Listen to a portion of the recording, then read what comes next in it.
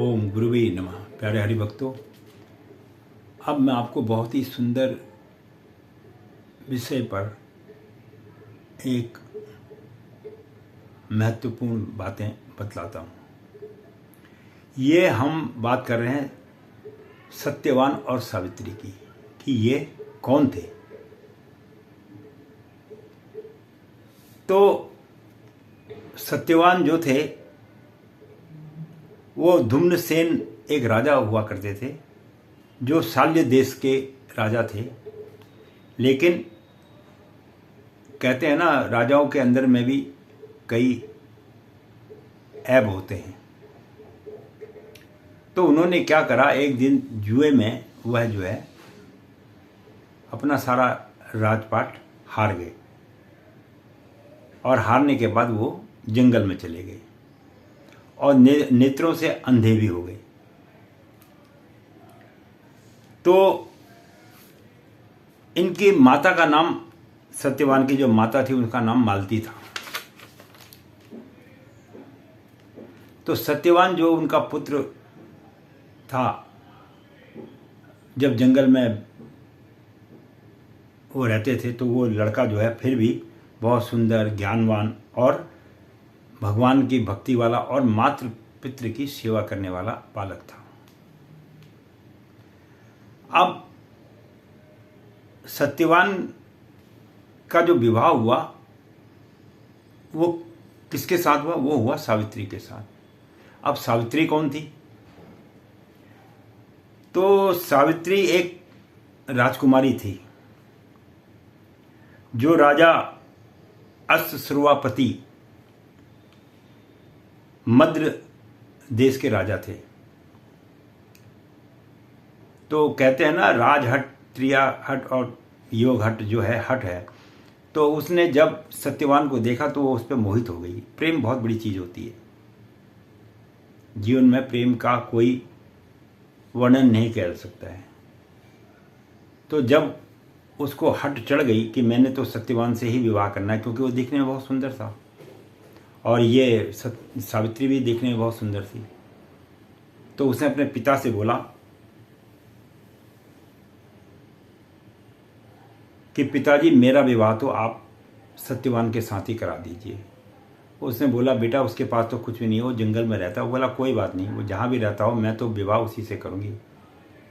अब उसके पिता जो है नारद जी को बहुत प्यार करते थे और भगवान नारद से कहा, उन्होंने नारद मुनि से कहा कि नारद जी आप बताइए, मैं अपनी कन्या का विवाह सत्यवान से करना चाहता हूँ, आपका इसमें क्या विचार है?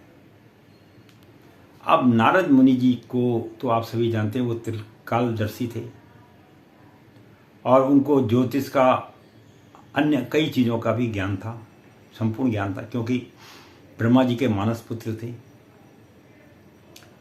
इन तमाम बातों को देखने के बाद उसने बोला सावित्री से, बेटी तुम शादी तो इसके साथ कर लो, वो तो कोई बात नहीं, लेकिन विवाह के 1 साल के बाद इसकी मृत्यु हो जाएगी और इसलिए तुम यहाँ इससे विवाह का प्रस्ताव छोड़ दीजिए। लेकिन उसने बोला, नहीं, मैं विवाह करूंगी तो सत्यवान से ही करूंगी, अन्यथा मैं विवाह करूंगी ही नहीं। तो वह सत्यवान पे इतनी जो है मोहित हो गई। किसी तरह से भी नारद जी ने उन दोनों का विवाह तो कर दिया। लेकिन नारद जी ने बोला कि देखो, 1 साल होने के बाद जो है इसकी मृत्यु हो जाएगी, इस बात को आप सत्य मानना। क्योंकि जब कहते हैं ना, जब यमराज किसी की मृत्यु करते हैं तो बतलाते नहीं कि मैं इसकी मृत्यु करने आया हूं या इसको लेके जाऊंगा अपने साथ। लेकिन नारद जी त्रिकालदर्शी थे, उन्होंने सावित्री को यह बता दिया था कि इसकी मृत्यु जंगल में इस समय पे होगी। ये पेड़ पे चढ़ेगा और पेड़ पर चढ़ने के बाद इसको सर में दर्द होगा और दर्द होने के बाद जब ये नीचे गिरेगा तो इसके प्राण लेने के लिए स्वयं यमराज अपने दूतों को भेजेंगे और हो सकता है वो खुद भी आ जाए। अब इस बात को जानकर जो है 1 बरस हो गया। एक दिन सत्यवान जब पेड़ पर चढ़ा तो उसे सर में दर्द हुआ, क्योंकि नारद मुनि ने समय का भी सावित्री को ज्ञान करा दिया था कि इस समय में इसकी मृत्यु होगी, अन्यथा तो पता ही नहीं लगता। जब वो मृत्यु हो गई और उसकी गोद में हो गई तो वो भक्तिवान और पतिव्रता नारी तो थी ही, उसकी भक्ति को देखकर यमराज भी जो है अचंभे में पड़ गए, और जब उसके प्राण ले जाने लगे, उसे पता तो लग ही गया था यमराज प्राण ले जा रहे हैं, वो भी शांत पीछे पीछे वो चल दी। अब जब यमराज ने देखा कि ये तो मेरा पीछा ही नहीं छोड़े, उसे बोल तो क्या चाहती है, मांग, क्या मांगता है।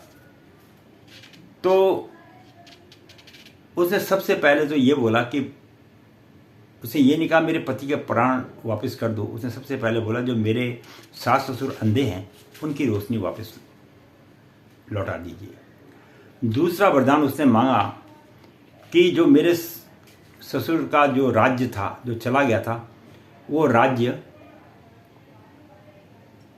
उनको वापस मिल जाए। 2 हो गए। और तीसरा वरदान उसने मांगा था कि मेरे 100 पुत्र हुए। यमराज ने जो है जल्दीबाजी में कहो या जोश में कहो, तथास्तु कह के आशीर्वाद दे दिया, और फिर भी वो यमराज सत्यवान को ले आने लगे। तो सावित्री ने बोला कि अगर जब तुम यमराज जी तुमने मुझे 100 पुत्रों का वरदान दिया है, जब मेरा पति नहीं रहेगा तो मेरे पुत्र होंगे कहाँ से। यमराज बोले यार इसने तो बड़ी चतुराई के साथ जो है ये कार्य कर दिया, अब तो मुझे इसके पति के प्राण लौटाने पड़ेंगे। और कहा यह जाता है कि 400 बरस तक सत्यवान जीवित रहे। और तो इस प्रकार से अपनी बुद्धि और चतुराई के कारण सावित्री और सत्यवान को पुनर्जन्म मिला। इसके साथ ही मैं पंडित गिरीश तिवारी आपको यह विशेष ज्ञान की बात बतला रहा हूँ। आशा करता हूँ कि आपको अच्छी लगी होगी, और अच्छी लगी तो सब्सक्राइब करिएगा और लाइक भी करो, और आपके भगवान आपको भी मुझको भी सही सलामत रखे। मैंने आपसे कहा था कि मैं वेदों के बारे में वर्णन तो करूँगा ही, और साथ में अन्य विषयों पर भी आपको धीरे धीरे बतलाता रहूँगा, और ज्ञान की वृद्धि होती रहेगी, आपकी भी मेरी भी। धन्यवाद।